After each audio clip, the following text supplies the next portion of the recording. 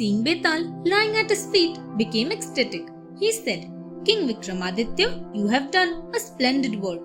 I bless you with a long rule." Then the hermit chopped Betal's body into pieces.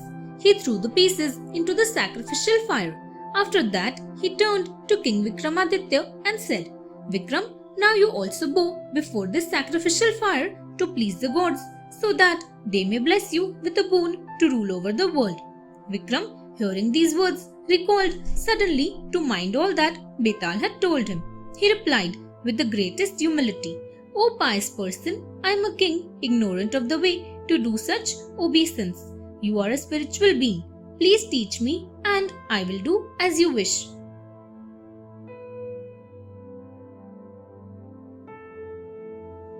The hermit is slain.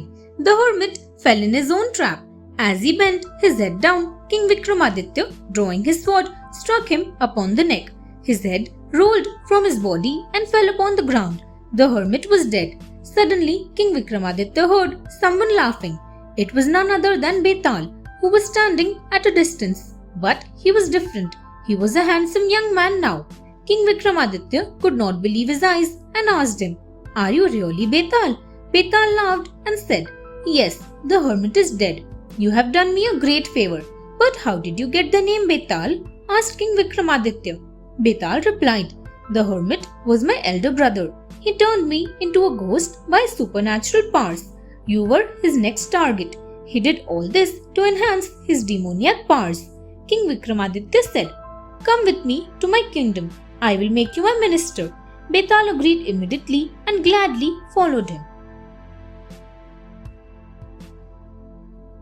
All is well. Finally, after many difficulties, King Vikramaditya and Betal were happy. Betal was especially happy as his hermit brother had been killed. He was an evil person and had plans to sacrifice King Vikramaditya. He wanted to occupy his throne. With his death, all his evil plans were laid to rest. Now there was nothing to worry about. Betal knew that it was only due to King Vikramaditya's bravery, determination and cleverness that he was free from curse and in his original form. He said, "Vikram, I have caused you a lot of trouble during these past 25 stories, but you have exercised complete control over your nerves and patience. You also answered my questions judiciously without ever losing your temper. You are an extraordinary king. I am extremely happy with you. I grant you a boon. You shall enjoy the sovereignty of the Vidyadharas." King Vikramaditya thanked Betal for his generosity.